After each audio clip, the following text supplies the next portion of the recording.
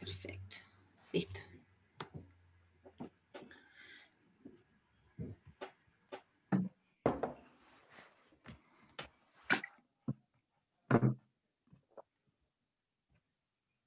Hola, hola.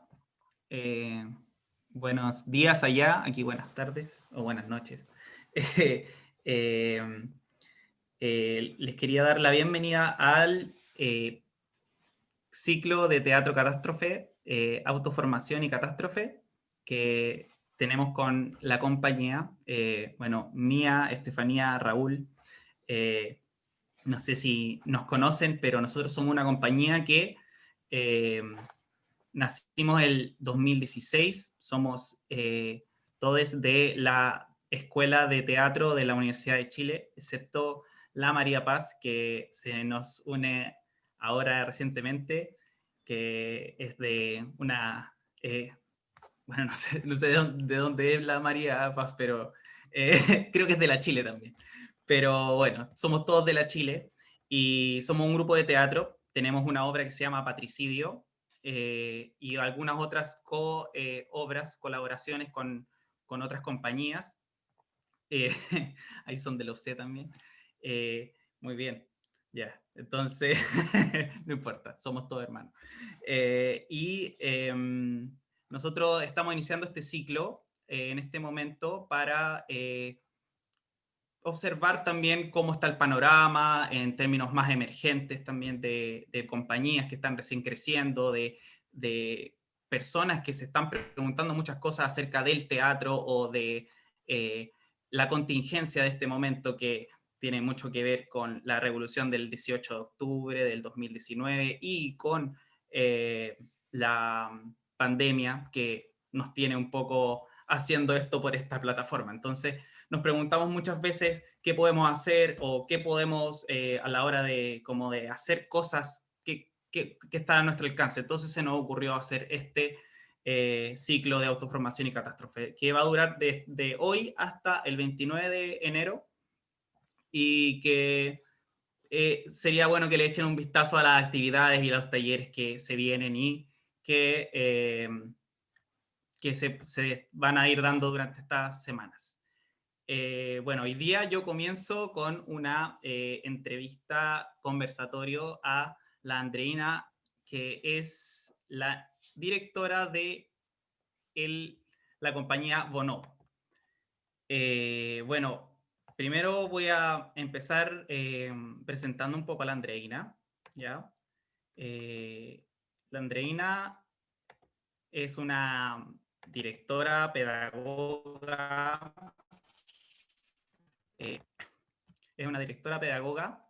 Esperen que se me... Una actriz pedagoga de la Fernando González, que se inició, que inició su... Ay, espérense. Se me cayó un poco en internet. Estos problemas van a pasar.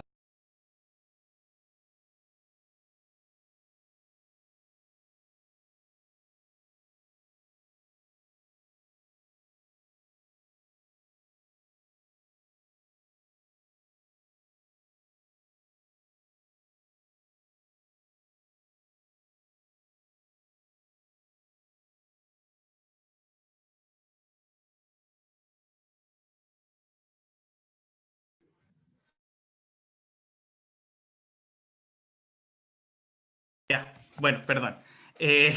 Sí, perdón, es que se me fue una pantalla. Bueno, la Andreina es la directora de la compañía Bonobo, creada en el 2012. Eh, Ella es pedagoga y actriz de la Escuela de Teatro de Fernando González. Desde el 2012 está trabajando con esta compañía que investigan acerca de muchas temáticas, como por ejemplo lo es la democracia, la relación con el otro y con el extranjero. Desde el año 2012 se encargan de referirse un poco a esas temáticas. El 2012 estrenan su primera obra llamada Amansadura, que trata sobre una junta vecinal donde se cuestionan la idea de la democracia y de la relación con el otro, con un caso de violación hacia una integrante de ahí. Luego, el año 2015, estrenan Donde viven los bárbaros, como su obra más, no sé, exitosa, se podría decir, exitosa, donde reciben muchos premios y reciben como el reconocimiento ya más del medio, y que trata sobre también, profundizando un poco el problema del otro, de una junta de familia, donde se juntan primos a descubrir un crimen que también se ha cometido ahí. Entonces se juntan para descubrir algunos secretos de familia, involucrados también la idea de cómo se relacionan con el extranjero y con el racismo también, y de los prejuicios que tienen los chilenos acerca de las cosas. Y ya ahora, el 2018, estrenan Tú amarás, que es la última obra de la trilogía, que también siguen abordando un poco más el dilema del otro, pero esta vez centrados más en la figura del enemigo, de quién es el enemigo y de cómo se desarrolla esto. Y estas dos últimas obras de Teatro Bonobo han girado por muchos países, han ganado muchos premios, y bueno, también quiero hablar un poco sobre este paso de la emergencia hacia algo más también, no sé, un poco más internacional o más validado también por el medio teatral y por el medio chileno de la cultura. ¿Ya? Entonces, muchas gracias, Andreina, por estar aquí, y es un honor realmente estar aquí contigo, y aunque sea virtualmente. Entonces, como empezando, me gustaría un poco saber cuáles, o sea, o cómo se forma la compañía y cuáles fueron como los intereses principales para eh, desarrollarla y formarla. Hola a todos y gracias a la compañía por invitarme a hablar. De verdad es muy rico cuando se arman instancias así, y que podamos contarnos historias, lo que estamos pensando, creando. Y bueno, al Linus yo lo conozco hace mucho tiempo y es un amigo, así que bacán poder estar conversando acá. Con respecto como al primer tema, que es sobre este como paso de la emergencia o cómo uno surge como compañía, yo creo que debe ser súper parecido como al origen, por ejemplo, de esta compañía, que es gente que uno conoce en un contexto de estar estudiando teatro. Solo que en este caso nosotros unimos dos escuelas, que sería como la escuela de Fernando González con varios de la Universidad de Chile. Y nos unimos, yo creo que la primera emergencia de la compañía fue cuando el Pablo, que es dramaturgo de la compañía, y yo teníamos ese sueño de empezar a hacer una obra. Y de decir lo que queríamos decir y de empezar a investigar, porque yo creo que cuando uno sale de una escuela de teatro uno queda bastante desprovisto de, bueno, ¿y ahora qué nos toca hacer? Es como una profesión bastante... Exacto. Te dejan bastante sola y solo, y ahí no te queda más que mirar a tus coetáneos y empezar a ser independiente, a adquirir autonomía y empezar a crear, ¿no es cierto? No estamos en un país donde haya una cultura, claro, por ejemplo, de hacer audiciones, o casi todo se genera por grupos atomizados, ¿no es cierto?, que se juntan a crear y que te pueden llamar, ¿no es cierto?, pero no hay una cultura que existe, sí existe en otros países, que es esto de, igual yo lo encuentro súper democrático, que es como hacer audiciones y que uno tenga la oportunidad el casting. Sí, o de que los grupos vayan fluctuando, etcétera. Pero acá el circuito es bastante cerrado, entonces uno sale y dice, bueno, la única manera que me queda no es esperar a que me llame alguien, sino que es empezar a generar las primeras creaciones cuando no tenéis ni un peso y solo tenéis el deseo. Y yo creo que eso es lo que marca la diferencia cuando uno dice quiénes siguieron, quiénes no, es cuando uno tiene por una parte el deseo y también la suerte, fortuna, pura fortuna de encontrar pares que te hagan sentido seguir adelante una cuestión que no tiene ni un sentido, que es hacer una obra. Y en este sentido tú encontraste al Pablo Mansi, que es era como tu compañero, ¿no?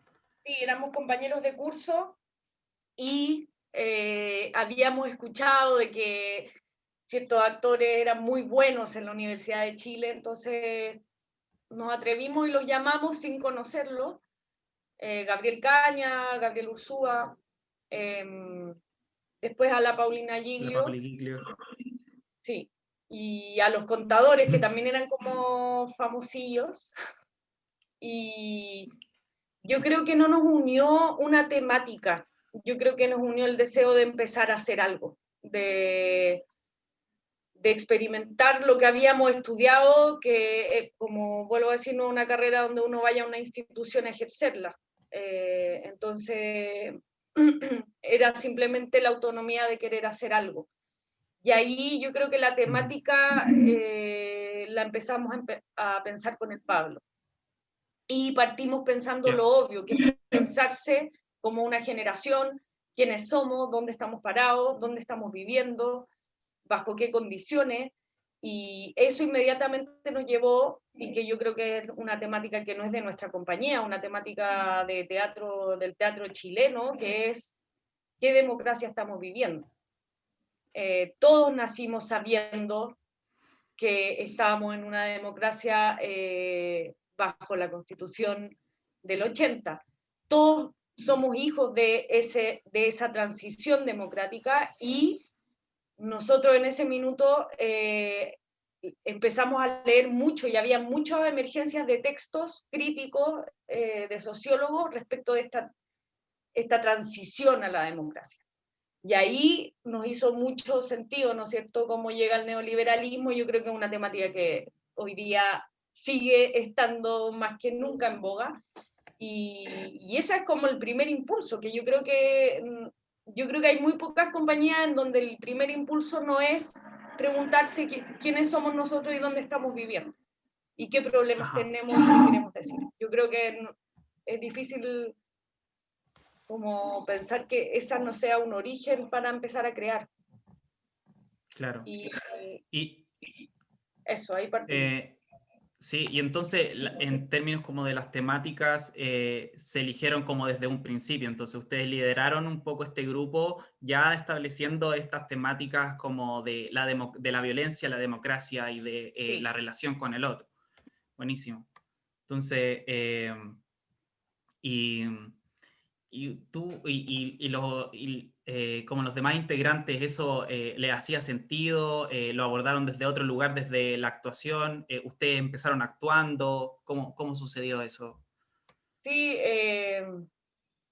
yo creo que también tuvimos una fortuna que yo creo que de nuevo, más que la temática sea un punto de unión, yo creo que fue encontrarse con gente que tenía muchas ganas de trabajar y que compartíamos mucho un humor que se empezó a dar. Y eso, cuando no hay plata, no hay nadie ni un apoyo de nada, sí, en nuestro trabajo es cierto que hay que pasarlo bien, sino de qué te sirve estar hablando de un gran tema complejísimo y haber leído mucho si es que no hay un goce en lo que estás haciendo. Y eso yo creo que nos permitió unirnos inmediatamente y todos dijeron, ok, vamos, leamos las mismas cosas y empecemos a engrupirnos en un tema. Y eso fue. Y respecto como a su primera obra como Avanzadura, ¿nació esta obra, no sé, se propuso de una, así como al principio ya la tenían pensada o se fue trabajando como de manera colectiva? La temática ya estaba pensada, pero no el texto, y estuvimos muchos meses improvisando. Descubriendo cómo actuábamos, porque no nos conocíamos bien, y ahí yo todavía no dirigía, yo estaba adentro actuando, pero era sumamente colectivo en el sentido que íbamos descubriendo ahí los personajes, quiénes íbamos a ser, y nos inventamos un propio método de improvisar y nos matábamos de la risa y todo, y a partir de todo ese material, el Pablo escribió Amansadura, y con todas las discusiones también de pensamiento. Pero claro, no, el texto no estaba antes, ni nunca ha estado antes en nuestros procesos. Eso aparece a partir de la improvisación. ¿Y hubo otra obra antes, por ejemplo, que no se haya podido dar antes de Amansadura? O... Sí, ¿no? hicimos una obra que se llama El Taller, la hicimos en un lugar que todavía existe, que se llama El Sofá, que queda como en Santa Isabel. ¿Ya? La hicimos, las graderías eran hechas con jabas de bebida, y claro, fue una obra muy joven, como realmente ahí era de hablar de nuestra generación, de cómo nos sentíamos, y yo creo que todos pasamos, era una época en que se discutía mucho como ya nada es real, todo es mentira, la verdad no existe, como que ese era mi tema, por lo menos cuando yo crecí. La Matrix. Claro. Entonces hicimos como una obra de eso, que obviamente no tuvo mucho público, pero fue una experiencia muy, muy buena, pero ahí éramos pura gente como del club de teatro. Y después ya nos dispersamos, y Amansadura fue como la primera obra sin fondos ni nada, pero sí la primera obra que, no sé, la estrenamos en el Puente, por ejemplo, y quedamos en la postulación, y fue como muy, nos sentimos ya un pasito más. Buenísimo. Me gustaría saber un poco como del trabajo como colectivo que tiene la compañía, como cómo funcionan en términos de jerarquías, cada uno tiene su rol súper como establecido o varían los roles, cómo lo hacen para organizarse, porque es un dilema muy grande en lo que es las compañías emergentes, porque como que uno no se sabe cómo organizar y hay veces que las compañías son súper jerárquicas, como obedecen mucho a la figura del director, o totalmente contrario, y que se consideran más un colectivo y trabajan como a maneras de como comisiones. ¿Cómo funcionan ustedes en ese sentido? Mira, nosotros igual venimos de una escuela súper jerárquica, o sea, aprendimos el teatro de una manera muy jerárquica, entonces también nos costó mucho eso de lo que tú estás hablando ahora, de como nadie quería ser el jefe de nadie, pero la única forma que teníamos era una cuestión que era como el director, el dramaturgo y los actores, ¿no es cierto? Y eso no pudimos deshacernos de los roles, o sea, no creamos colectivamente sin roles. Hay alguien que escribe, hay alguien que dirige, y están las actrices y las personas que diseñan. Pero no hay una jerarquía, yo creo, porque ni yo ni el Pablo, que somos como los directores, tenemos un talento muy bueno para ser organizados, y somos bastante malos en eso en términos de producción, se nos olvida todo, entonces eso ha ayudado también a que la jerarquía no se produzca, como hay nadie nos cree mucho en muchos aspectos, entonces eso por un lado, y porque yo creo que nos entregamos a procesos largos, y cuando hay procesos largos es porque uno está dispuesto a dialogar y a mandarse unas latas, comillas, que quizá otras compañías con roles muy jerarquizados no se dan, porque entregan respuestas a las personas para que monten la obra. En cambio acá siempre se parte con todas las preguntas, y nadie tiene ni una respuesta, y eso implica entrar en un proceso en donde todos tienen que ayudar, porque si no, no va a haber texto, si no, no va a haber diseño Y eso yo creo que ha desjerarquizado nuestro modo de crear. ¿Y crees que eso, por ejemplo, eso se manifiesta en todo ámbito de cosas, también en la organización y en la obra, así como tal, como en la obra que se muestra después? Sí, en todo orden de cosas y en eso quería, lo que yo más he aprendido como teniendo una compañía es que el rol de la producción o producir, nunca pensé que era tan importante.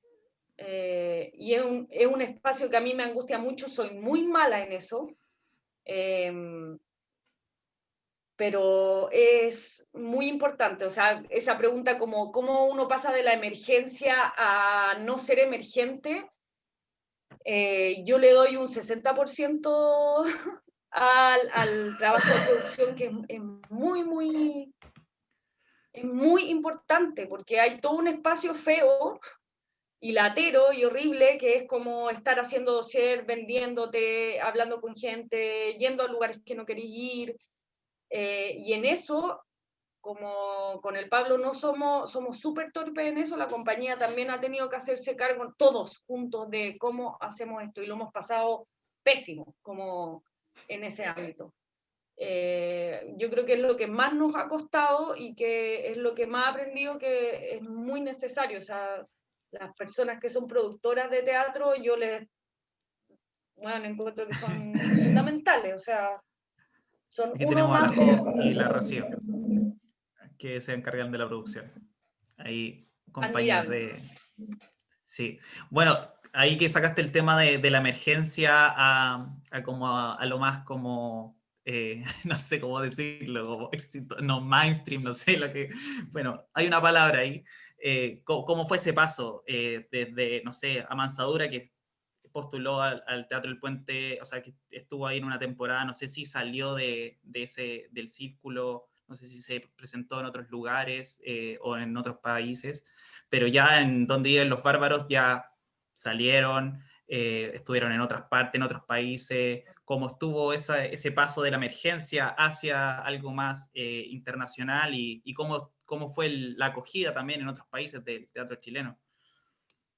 Sí, primero yo creo que Donde viven los bárbaros fue nuestra primera obra que hicimos con fondos, nos ganamos un fondar. Y eso evidentemente te da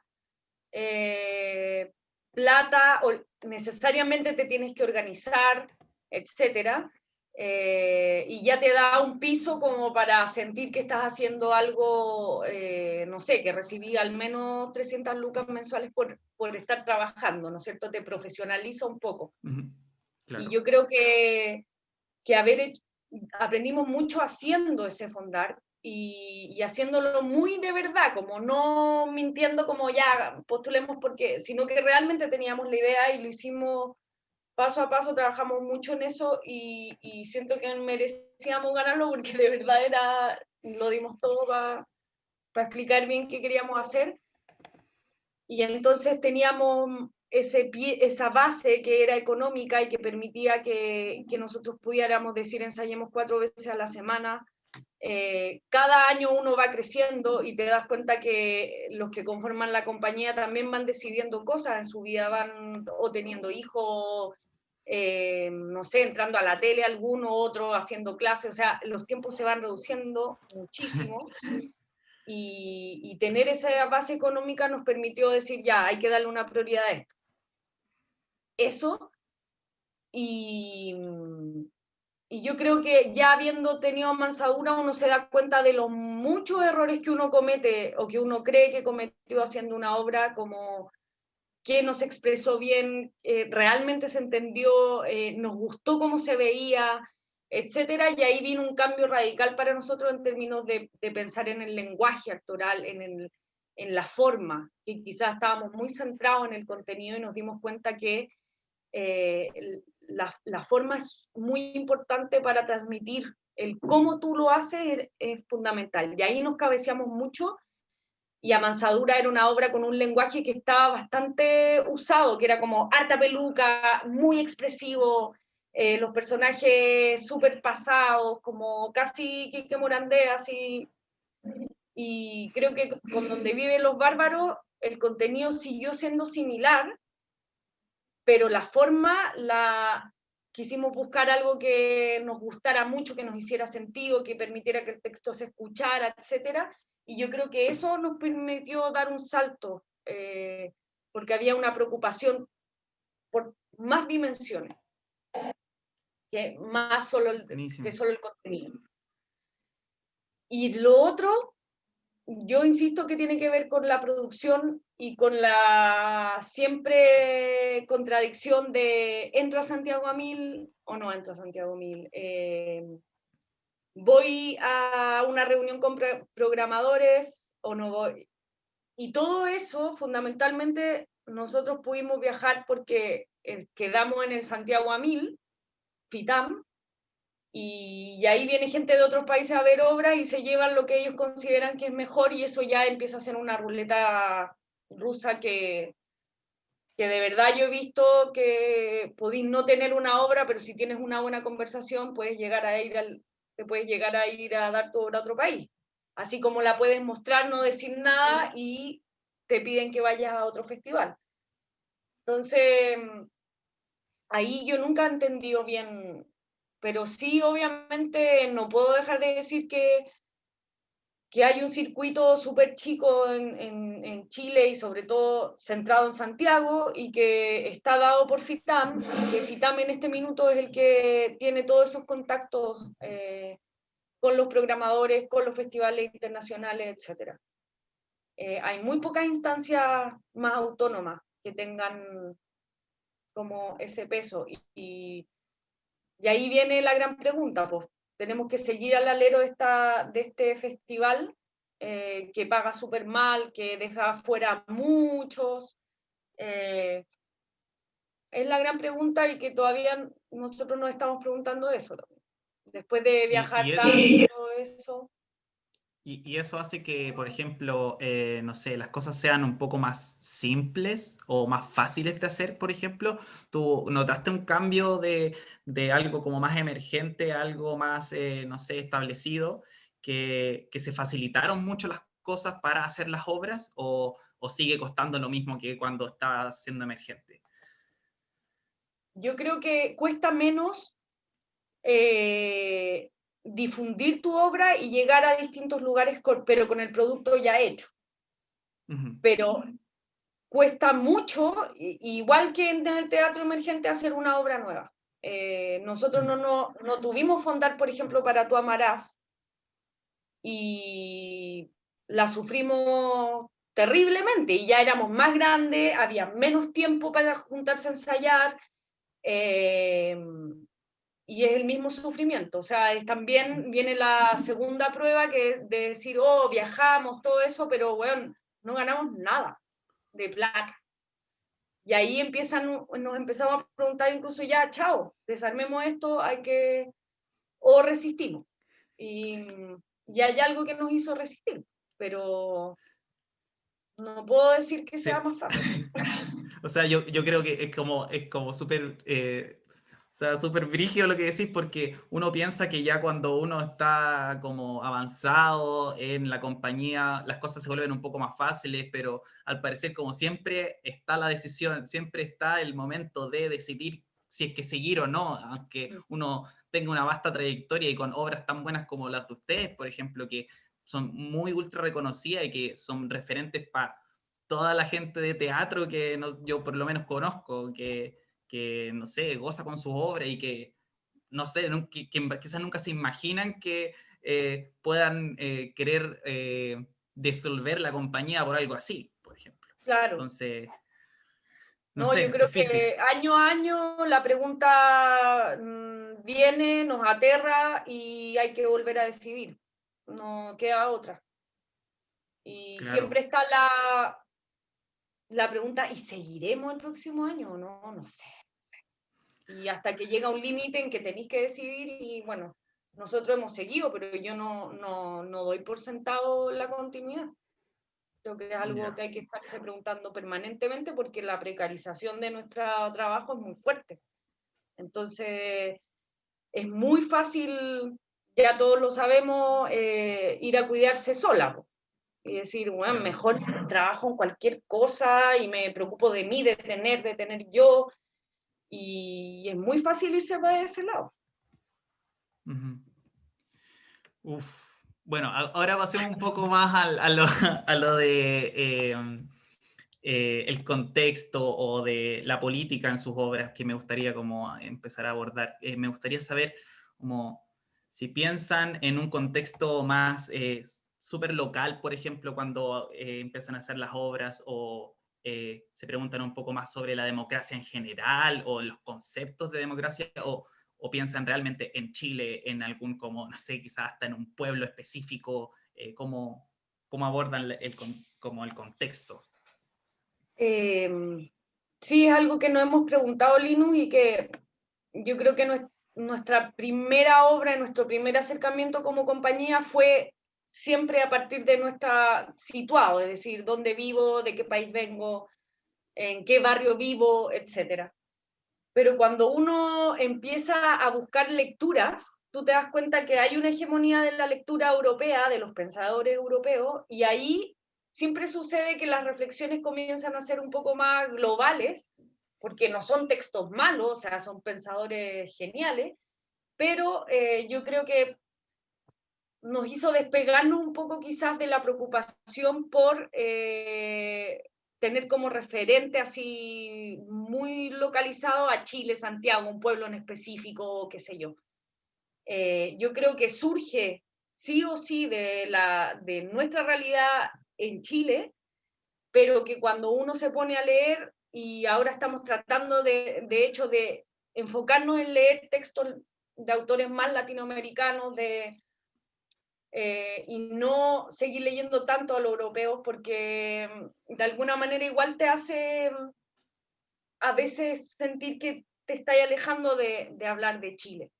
Y para nosotros es súper importante hablar desde donde estamos, y no como la idea del enemigo en el mundo, porque creemos en un teatro situado, en un teatro que se piensa desde una realidad, desde un contexto específico y no desde ideas tan globales. ¿Y tú dónde veis que está ese contexto chileno, por ejemplo, en las obras, así como en términos como concretos, ¿sí? En términos como quizás de relaciones o de, no sé, pienso en la junta vecinal de Amansadura, que la junta vecinal es como súper de Chile, ¿cachai? O, no sé, Sí, pues ¿dónde ahí veis? nuestro referente era eso, era Chile, ver dónde habíamos crecido, las típicas juntas vecinales, la señora concerta, el señor que trabaja, no sé, de conserje, como puros clichés en el fondo de este pueblo chileno. Y ahí para nosotros copiábamos esos referentes, como, no sé, el Alvear, Bachelet, etcétera. Hacíamos ese trabajo como muy que aprendí en la escuela, que es ir a buscar un referente que existe cercano a ti y chuparle todas las expresiones, cómo habla, etc. Y en Los Bárbaros, como te decía, ahí dimos un giro en términos del lenguaje y nos quisimos alejar de esta como especie de imitación de estos referentes tan chilenos, porque también sentíamos que eran unas caricaturas. Como hacer al pobre, hacer a la señora cuica, y queríamos desligarnos de ese ejercicio que engruesa mucho la realidad también. Entonces, ahí decidimos buscar un lenguaje que nos permitiera no enjuiciar a los personajes desde el inicio, no saber bien quiénes son. Y ahí en Los Bárbaros aparece esto, que ocupábamos como, queremos puros personajes normales, que se vistan normales, que esa polera que se pongan no te provoque nada, es una polera normal, con un blue jean normal. Y eso ha sido un poco nuestra búsqueda de ese lenguaje, que es justamente para que los espectadores no pongan sus prejuicios inmediatamente, sino que puedan escuchar la obra y puedan escuchar a esos personajes sin saber desde ya, es el cuico que no sé qué, el pobre que trabaja no sé dónde. ya hay todo un universo prejuiciado respecto de esos personajes que te impide complejizar y problematizar la realidad, justamente. Entonces ahí quizás se puede ver menos referencia como a un pueblo, a Chile, Santiago, Sí. pero es a propósito, es justamente para escucharnos y dejar de lado como ese grueso que tenemos de lo chileno, de los prejuicios. Esta pregunta, siento que, ¿cómo se manifiesta, por ejemplo? Porque ustedes hablan mucho sobre la violencia implícita en la democracia y de cómo la violencia está como por debajo y de cómo las relaciones son muy violentas o el racismo no se genera como de una manera tan directa o de, no sé, más, como más carnal.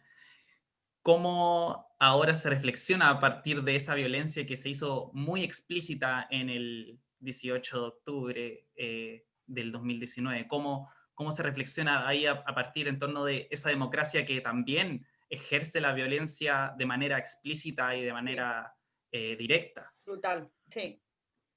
Sí, pues, ese es el gran giro que pasó. Yo creo que todos ustedes también, yo creo, como creadores, quedamos como ya, y ahora hay una conciencia que no está solo en el teatro, sino que también está fuera, y no podemos escapar de eso, y que es la raja. Entonces, evidentemente, el teatro va a tener que cambiar, porque ya no nos sirve nada ir a pararnos a un teatro a decir que hay Quémenlo diferencias todo. de clase. Claro. Sí. Y en eso estamos trabajando ahora para nuestra siguiente obra. Y es que antes, las dos obras anteriores, como que para nosotros era hablar de la otredad, era evidentemente hablar de otros excluidos, que no éramos nosotros. Nosotros éramos los opresores que vivíamos en esta democracia y que implícitamente seguíamos discriminando y seguíamos excluyendo. Hoy día lo que pudimos ver es que todas esas personas que son ciudadanas, entre ellas ustedes y yo,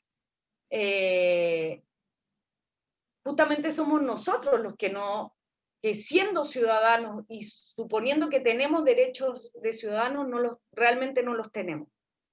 Y eso se vio en la Plaza Dignidad explícitamente. Aparecían y aparecían ciudadanos que no eran un grupo particular excluido, no eran los mapuche, no eran solo las personas que viven en las comunas periféricas, no era un solo grupo, una otredad, sino que éramos puros ciudadanos que estábamos exigiendo una cuestión que se nos había prometido, si es que nosotros éramos ciudadanos. Entonces ahí se nos rompió la idea de seguir hablando de una otredad como si hubiera una adentro como y la una distancia. Exacto, sino que en ese mismo adentro está la pregunta cómo esta democracia hace que sus mismos ciudadanos sean esos bárbaros que somos nosotros. Y en eso nos sentimos como por fin incluidos y ya no hablando de los excluidos como si fueran otra cosa que no soy yo, en este caso. Y que es como difícil de entender también, como que yo siento que en las obras ustedes también tratan de entenderlos desde sus puntos de vista, o sea, como Claro. la misma obra ustedes los cuestiona mucho a ustedes mismos. Sí, Entonces es ahí como, qué interesante cómo se da vuelta también el discurso de la compañía y de sí, cómo abordar el tema también del otro, que es un tema gigante. sí, es Respecto un tema a esas mismas preguntas salen de textos, por ejemplo, salen de la realidad, salen de sus propias reflexiones, o el Pablo ahí, no sé, leyendo cosas. No, estamos permanentemente leyendo como teoría crítica que mucha gente de las ciencias sociales les carga la teoría crítica porque son personas que hablan, que escriben a propósito de lo que está pasando, etcétera. No sé, Zizek es odiado por muchas personas del mundo de las ciencias sociales porque dice que está hablando pura weá o que son puras mentiras, en el fondo son reflexiones nomás. Y justamente son esos tipos de textos los que a nosotros nos sirven porque no es ciencia humana entendida como ciencia, sino que son reflexiones que te dan estímulos creativos muy grandes. No las tomamos como verdades absolutas, sino que simplemente como estímulos para nosotros reflexionar. Y en eso nos pasamos harto rato leyendo ese tipo de lecturas. Que ahora estamos tratando de leer ya no tanto a europeos como te dije, pero sí para nosotros es súper necesario estar leyendo lo que se está pensando hoy día. Porque esas personas escriben a propósito de lo que pasa en la calle, en las ciudades, con todas las revoluciones que han habido, la feminista, etcétera, todo eso, ellos sacan al tiro libros. Entonces, esas son nuestras lecturas que por lo menos al Pablo y a mí nos dan mucha creatividad para empezar a jugar ideas. Y respecto como también a hacerse también esas preguntas y en las mismas obras, ¿hay también posibles soluciones? Como las ven también, las plasman en las obras, tratan de poner soluciones o tratan de escapar también de eso y solamente estar cuestionándose todo el tiempo. ¿Hay posibles soluciones? Esa es la pregunta en realidad. No, yo creo que en las obras que hemos hecho no proponemos salidas explícitas, porque yo creo que nuestro motor de creación o el para qué hacemos la obra es como para que el espectador pueda reconfigurar algo, es decir, que cuando entre a la sala sea una persona y cuando salga ya no pueda seguir pensando eso mismo que pensó.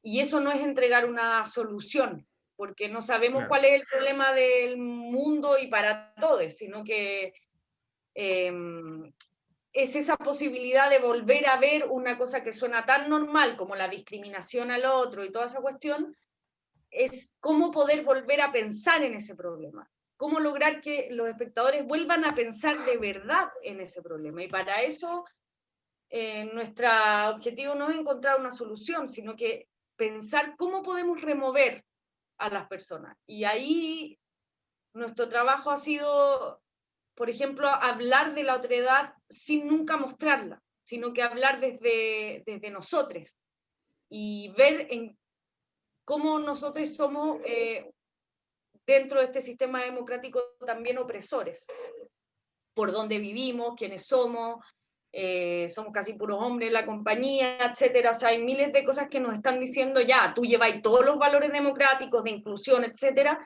pero aquí hay algo que está mal, y tú eres parte de eso también.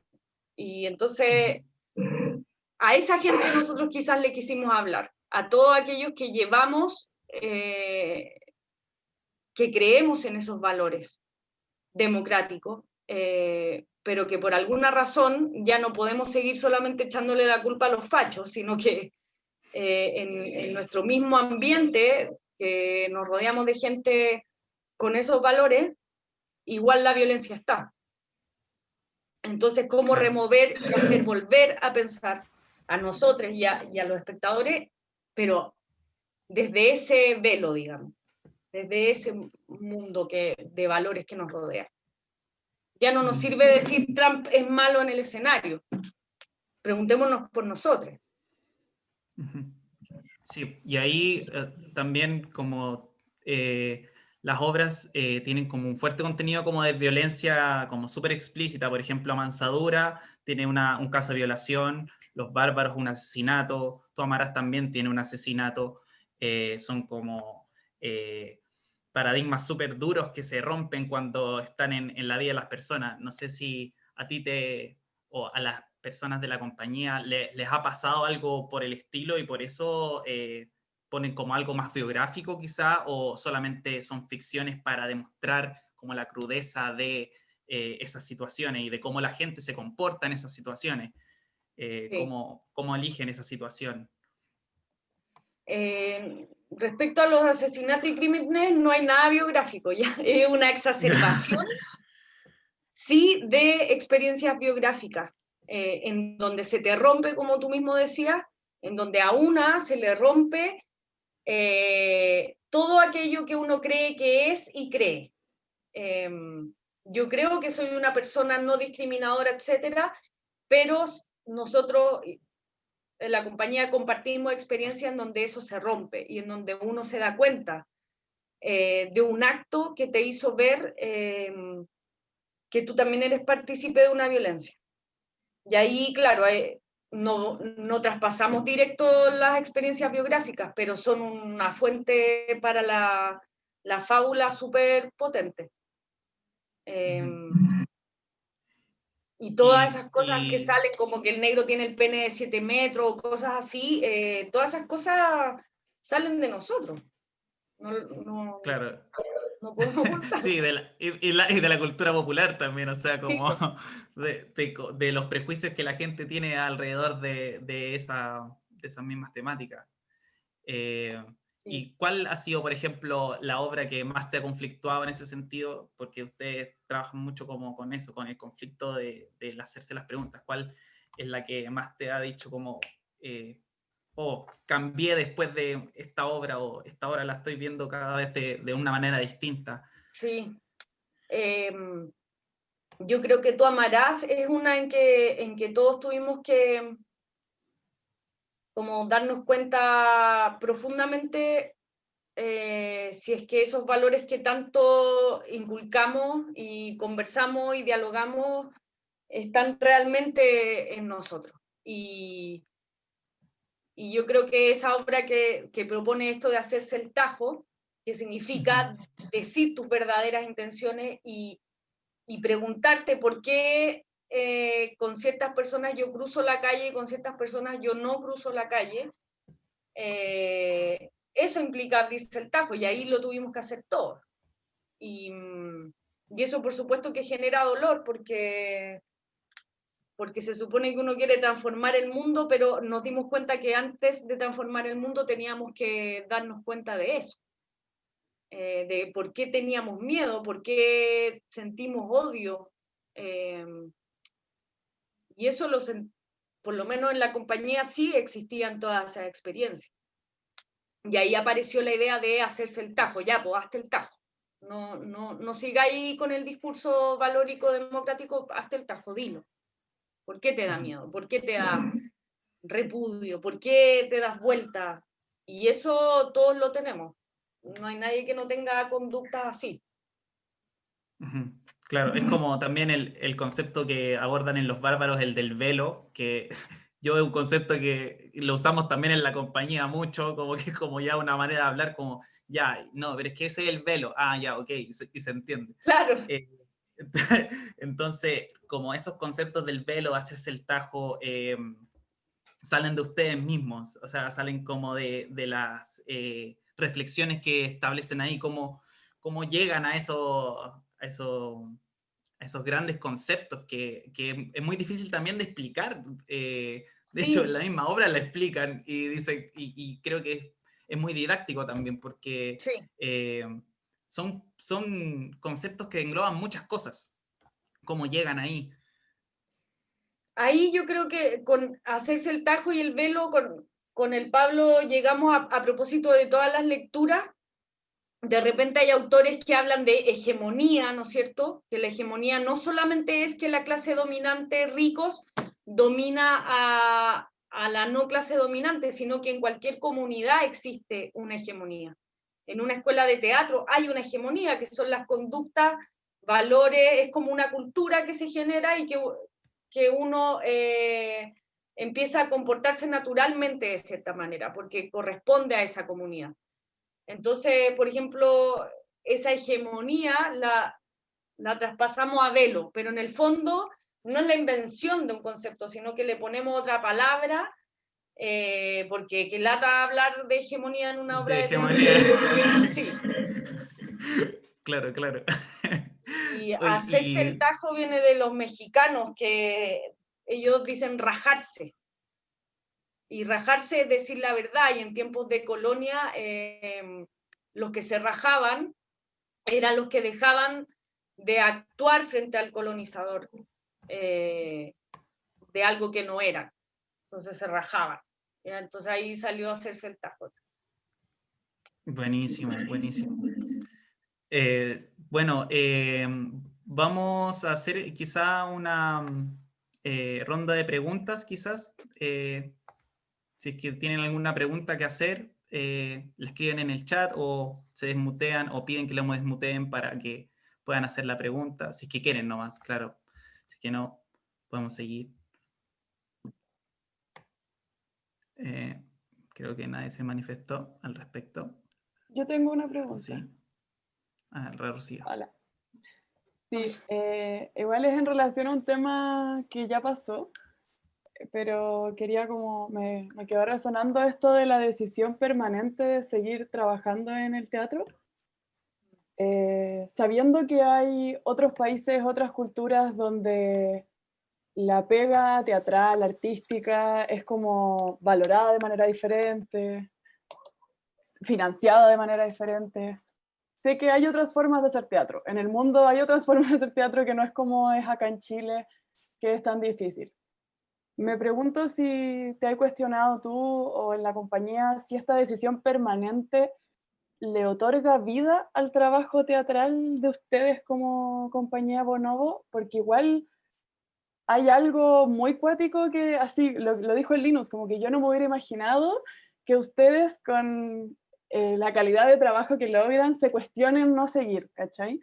Siendo sinceramente referentes para muchos de nosotros, es cuático como que hasta ustedes están todo el rato en esa pregunta como vital, encuentro, de decidir permanentemente, pero también me pregunto como, o no, quizás como que le otorga en vez de vida, no sé, como es un cansancio, es un peso que te arrastra, quizás son las dos, no sé si lo han conversado como compañía. Pienso porque debe ser distinto preguntarse esas cosas con la trayectoria de ustedes o alguien partiendo como con toda la energía quizás e ilusiones. Sí, lo hemos conversado mucho y sí otorga vida. Esa permanente estar en el alambre a punto de caerse o no, sí hemos conversado mucho y paradójicamente es algo que te da mucha vida porque te das cuenta que solo estamos ahí por un deseo de querer hacer teatro y de estar juntos. Y porque, por ejemplo, igual las compañías en general, o por lo menos en nuestro caso, no hemos cambiado el grupo así radicalmente, como que se van 4, hemos sido los mismos. Entonces, hay una necesidad de estar juntos, aunque no tengamos ni un peso. Y eso, por supuesto que da vida, dan ganas, o sea, nosotros no nos vemos en 2 meses y nos dan ganas como, filo, hagamos algo, da lo mismo, y eso es lo que nos ha hecho seguir, como podamos, ensayando una vez a la semana, etc. Y bueno, en múltiples viajes estaba esa conversación. Por ejemplo, en Bélgica, tú le acreditas al Estado que tú eres artista. Entonces tú tienes tu portafolio, tus obras, tú dices que estás en este proyecto, etcétera, y ellos te dan un sueldo mensual. Mientras tú estás en pausa, no estás con proyecto todavía, etcétera, y ellos reciben una pensión, digamos, que te sirve para vivir. Lo hablamos con un colombiano que se fue a vivir para allá y dijo, no, bueno, ni vuelvo ni cagando a Latinoamérica. O sea, yo no estoy trabajando ahora, pero ellos me dan la plata porque entienden que el trabajo del artista no es permanente, no es rutinario, no tenéis que cumplir un horario de 8 a 9, o sea, esa weá no la comprenden. Pero también, como él era un latinoamericano, decía, igual pasa eso. que hay tanta seguridad social que muchos artistas dejan de tener ese como deseo vivo de, bueno, estoy aquí, lo doy todo y, bueno, necesito hacer esto, aunque no me den plata, aunque no gane nada por esto, necesito hacer esta obra. Y eso el colombiano y otras personas con las que hablábamos nos decían, eso se nota mucho en el teatro latinoamericano y en el chileno sobre todo, nos decían, que hay un desgarro, una vida que está ahí y un deseo por hacer que eso no ocurre, no lo ven. Por ejemplo, en Europa nos decían, no, acá, bueno, nadie se va a desvivir por un montaje, o sea, y tampoco las compañías independientes existen, porque está ahí, la gente trabaja en teatros, como otra cosa, tienen un muy buen vivir, no como acá, pero es justamente lo que tú hablabas, por Rocío. Gracias. Bueno, ahí Raúl Tomás parece que quería hacer una pregunta o prende la cámara porque sí. No sé. ¿Sí? Bueno, ¿Aló? ¿Se escucha? adelante. Quería preguntar por la dirección como directora, ¿cómo ves cómo plasmar todos estos conflictos internos, externos, teóricos, concretos, todos estos conflictos, cómo plasmarlos a la hora de dirigir a los actores, a la hora de hacer una forma en la cual mostrar las cosas? ¿Cómo influye mucho como todo el pensamiento o es algo más orgánico, no sé, como que no se piensa tanto? No, igual nosotros hacemos una etapa que es bastante racional, que es juntarnos a hacer como una obra, pero solo de ideas. Entonces hacemos como una estructura de obra en donde las ideas y pensamientos van viajando. Por ejemplo, en la primera parte de la obra se va a instalar la pregunta ¿por quién es el otro? Después lo que va a seguir es el miedo hacia el otro. Y entonces estamos mucho rato haciendo esa estructura, que es solo pensamiento, que es cómo nuestras ideas van girando. Y una vez que tenemos eso bien claro y dialogado con todos, ahí recién pasamos a la etapa de improvisación en que inventamos situaciones en donde se puede dar, por ejemplo, el miedo al otro. Situaciones cualquiera, estúpidas. En una oficina hay 4 funcionarios sentados y llega una mujer negra. Vamos, improvisa. Y así estamos otro rato haciendo eso, cómo bajamos estas ideas tan racionales a la improvisación, a que los actores nos den. A rato es muy poco productivo, a rato es increíble, después fome, después entretenido, pero ahí vamos plasmando como más en lo práctico, que yo creo que es la improvisación. O sea, son procesos largos igual. Son procesos Sí, súper largos. ¿Y como cuánto se demoran, por ejemplo, en hacer una obra o en ese periodo? yo creo que así con todo como un año. Ya. Un año, sí. Sí, Buenísimo. porque entre ese Ahí, año no hay texto, entonces imagínate por todo lo que hay que pasar para que recién, ya, este es el primer diálogo, después el segundo, después... sí, se requiere mucho rato.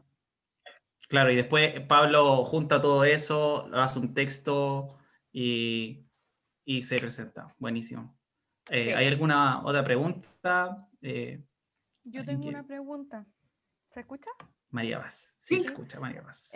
Andreina, quería preguntar, estaba viendo en la página de Bonobo que ustedes han tenido la oportunidad de viajar harto con los montajes. Y, o sea, yo creo que hay temas que son transversales a nivel de América Latina, que pueden tener que ver, que pueden estar en la dramaturgia, que pueden estar en las puestas en escena. ¿Cuál ha sido para ustedes como el aprendizaje de eso? Porque por una parte están como nuestros temas de Chile, los temas de a lo mejor de América Latina, pero también ustedes han podido ir a otras partes del mundo. Ustedes decían que sus primeros referentes eran como la mirada más de intelectuales europeos, hoy día buscan otro. Entonces, cómo eso los ha enriquecido, cómo eso los ha ayudado, se han dado cuenta cómo es el diagnóstico que uno puede darle al teatro chileno, más allá de la plata, de si te financian o no, sino que cómo es el diagnóstico de la creación acá, cómo les ha servido eso a ustedes como compañía, cómo los ha enriquecido. Eso. Tú dices como de haber podido viajar y conocer como otra realidad y cómo eso... Claro, desde los procesos creativos y desde los temas. Si se diferencian, si ustedes encuentran lo mismo, eso. Sí, sí, o sea, con la experiencia que hemos tenido en festivales de otros lados, nos damos cuenta que igual la temática que hemos tocado es como bien chilena igual, o sea, no es muy de nosotros hablar de democracia en países que nunca han tenido una dictadura, es muy extraño y quedan colgados, o sea, como... y se incomodan mucho también, porque de alguna manera todo ha sido un proceso de colonización permanente. Entonces, por ejemplo, ir a Europa nos encantó porque quedaban súper incómodos, porque ellos se van a glorean mucho con unas democracias súper liberales, inclusivas, etcétera, y veían esta obra en donde se criticaba todo ese discurso porque generaba violencia y ellos tienen la cagada con los inmigrantes. Y claro, allá nos decían que hay muy pocas obras que incomoden al espectador, como, y en eso igual podíamos ver otras obras y nos dábamos cuenta que yo creo que tiene que ver con esto que estábamos hablando con la Rocío, como que yo creo que el teatro chileno es la raja, como es muy valiente, no solo por nuestra obra en general, porque las temáticas que abordamos son temáticas que nos hieren mucho y eso me ha costado verlo en festivales con otras obras, como que hay una comodidad temática mucho más grande que acá. Y eso nos da más ganas de hacer temáticas que incomoden más y más a las personas, como qué fome es ver un montaje tan perfecto, pero que sales igual, sales cómodo. Eso yo creo que es lo peor que puede pasar. Sí, y además, no sé, los montajes de otros países, por ejemplo, tienen mucho más, no sé, dinero en ese sentido como para hacer efectos Mucho. o no sé, no sé si ustedes vieron eso en los otros festivales, Sí, pero pues, al final, cuestiones impresionantes.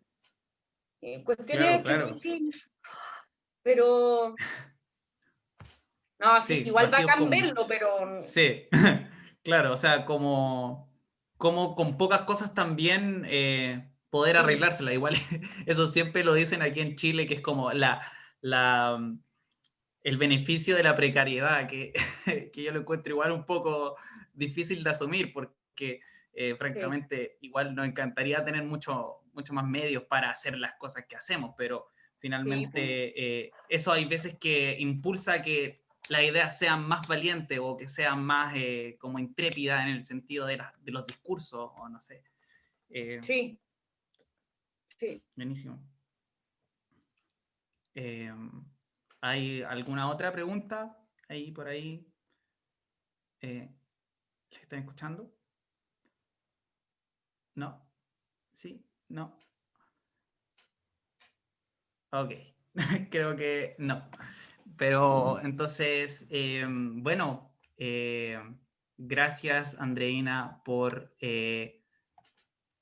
no sé, siento que ha sido realmente, no sé, me dieron muchas ganas como de, de como abrazar a mis compañeros ahora, así como y decirles como, vamos que se puede, Wow, porque...